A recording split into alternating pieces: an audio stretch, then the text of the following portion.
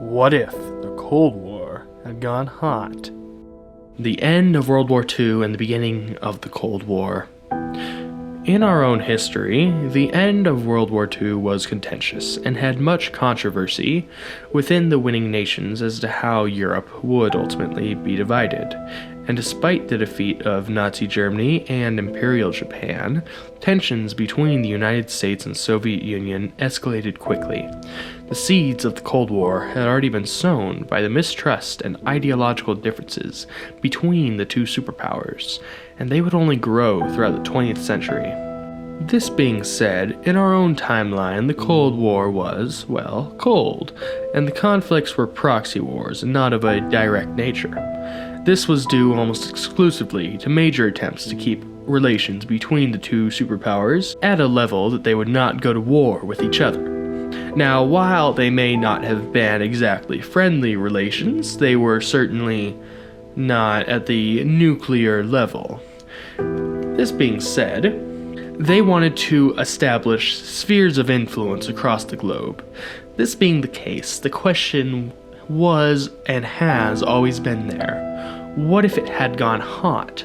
What if the Cold War had actually been World War III? What would it have taken? This is what could have gone down. With the world still reeling from the devastation of the war, the United States and Soviet Union found themselves in a precarious position. The United States emerged from the war as a global superpower for the very first time, with its economy and military might largely intact. Meanwhile, the Soviet Union, while victorious, suffered immense losses and absolute and utter devastation. As the two nations jostled for influence and power in the post-war world, their ideological differences became increasingly stark. The United States championed capitalism, democracy, and individual freedoms, while the Soviet Union advocated for socialism, central planning, and collective ownership. These differences were not merely academic, but formed the basis of a deep ideological rift that would last for decades to come. The stage was set for the Cold War, a period of heightened tensions and competition between the United States and the Soviet Union. As both sides engaged in a global struggle for influence, the specter of nuclear war loomed over the world. The United States and Soviet Union engaged in a deadly game of one-upsmanship, with both sides building up their military capabilities and engaging in proxy wars across the globe. In the years that followed, the world would bear witness to some of the most dangerous moments in human history, including the Cuban Missile Crisis and the arms race that followed. The Cold War shaped global politics and international relations for decades, and in our alternate history, it would eventually lead to a devastating conflict between the United States and Soviet Union. Nuclear troops and the ground war. As tensions between the United States and Soviet Union escalated during the Cold War, both superpowers prepared for the worst-case scenario, a nuclear war. While both sides had amassed huge arsenals of nuclear weapons, they also recognized the need for ground troops that could fight in the aftermath of a nuclear exchange. The United States and Soviet Union trained specialized units of troops that were specifically designed to fight in a post-nuclear world. These units were known as nuclear troops, and their primary objective was to maintain a ground presence after a nuclear exchange and engage in conventional warfare. The United States Nuclear and General Fast Response Troops were known as the Strategic Army Corps, or the STRAC. I'm going to call them STRAC. STRAC was a highly specialized force that was trained to operate in a post-nuclear environment. The soldiers underwent rigorous training that included surviving in a contaminated environment, operating in low visibility conditions, and fighting in a heavily damaged urban environment. The Soviet Union's equivalent force was known as the Ground Forces of the Main Missile and Artillery Directorate, or the GRAU. I'm going to call them the GRAU. The Grau was responsible for the deployment of tactical nuclear weapons and maintained a significant ground presence in the event of a nuclear war. Like the Strak, the Grau underwent specialized training that prepared them for the unique challenges of fighting in a post-nuclear world. In the event of a nuclear exchange, these specialized units would be deployed to maintain a ground presence and engage in conventional warfare. Their mission would be to secure key strategic locations, support other units, and engage in offensive and defensive operations. However, as the tension between the United States and the Soviet Union continued to rise, the role of these nuclear troops began to change. Instead of being deployed in the aftermath of a nuclear exchange, they became increasingly involved in the ongoing proxy wars that were being fought around the world. These troops were deployed to support and train local forces as well as to provide a deterrent against potential adversaries. As the conflict between the United States and the Soviet Union escalated, these nuclear troops became an essential part of the ground war. Their specialized training and expertise allowed them to operate in a variety of challenging environments, and their presence was crucial in maintaining a ground presence and providing support to other units. However, in the end, the use of these specialized troops did little to prevent the outbreak of a devastating war between the two superpowers. Despite their best efforts, the world was plunged into darkness, and the ground war that followed was unlike anything the world had ever seen. The escalation of tensions and the outbreak of war. In the years following the end of World War II, the United States and Soviet Union engaged in a dangerous and deadly game of brinksmanship. Despite efforts by both sides to avoid direct conflict, tensions continued to rise, and the possibility of a nuclear war became increasingly likely. As the two superpowers jostled for influence across the globe, they found themselves engaged in a series of proxy wars, each side arming and supporting allies and clients in countries around the world. The United States provided military and economic aid to anti-communist regimes, while the Soviet Union supported socialist and communist movements around the world. The Cuban Missile Crisis, which saw the Soviet Union install nuclear missiles in Cuba, brought the world to the brink of a nuclear war. However, a diplomatic solution was reached and the crisis was averted. Nevertheless, the arms race between the two superpowers continued unabated, with both sides pouring resources into their military and nuclear capabilities.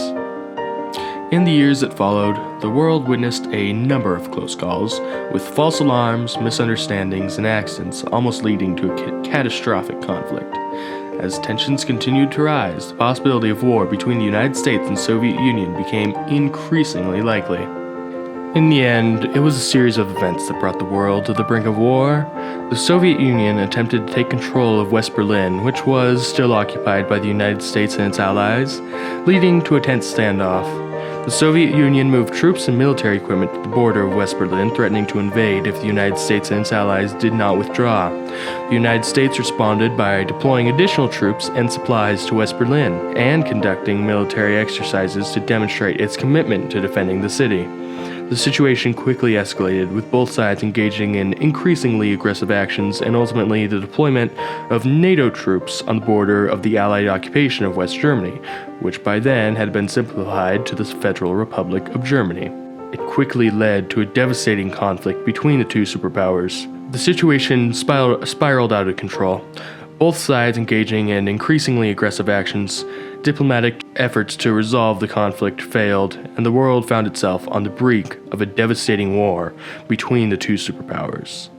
In the end, the Soviets would once again attempt to blockade West Berlin, and on October 23, 1965, it was the Soviet invasion and massacre of NATO troops in West Berlin that sparked the war, which would see extensive use of both tactical and strategic nuclear weapons.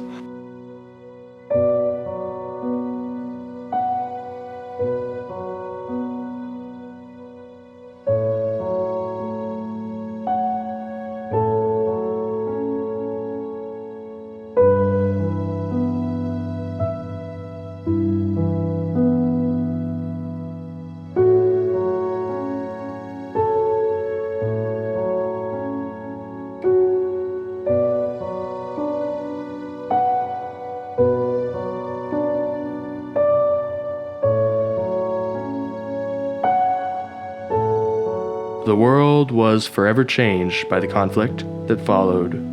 The war between the United States and the Soviet Union resulted in the deaths of millions, whether it be through the nuclear weapons and fallout, the mass amounts of young men and eventually women sent to their deaths to fight against the opposing powers, and ultimately the destruction of entire cities. The global economy was shattered, and the world was plunged into a new dark age of conflict and uncertainty. The end of the war. The war between the United States and Soviet Union was brutal and devastating. The initial nuclear strikes caused widespread destruction and loss of life on both sides, leaving much of the world in chaos. In the immediate aftermath of the nuclear strikes, the United States and Soviet Union were left reeling. The destruction caused by the nuclear weapons was enormous, with entire cities reduced to rubble and millions of people dead. However, both nations were still able to continue fighting, and the war continued in earnest. The ground war that followed was brutal and unrelenting, with both sides engaging in fierce battles across the globe. However, over time, the United States was able to gain the upper hand.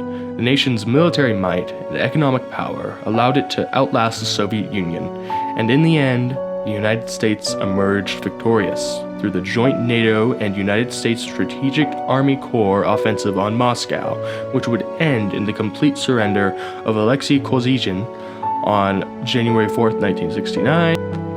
The outcome of the war was a significant turning point in global history.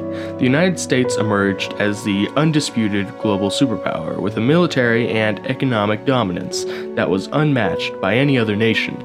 The Soviet Union, on the other hand, was left devastated by the conflict, its economy in shambles and its military capabilities severely diminished. The end of the war also marked a significant shift in global politics. With the United States as the sole superpower, there was no longer a balance of power between the two major nations. This shift led to a unipolar world order, in which the United States dominated global affairs and set the agenda for international relations. With this new world order and the NATO nations being on side with them during the peace conference that would ultimately take place, the complete dissolution of all involved communist governments in the war, these being Albania, Bulgaria, Czechoslovakia, the German Democratic Republic, Hungary, Poland, Romania, and Communist China. Don't forget Cuba.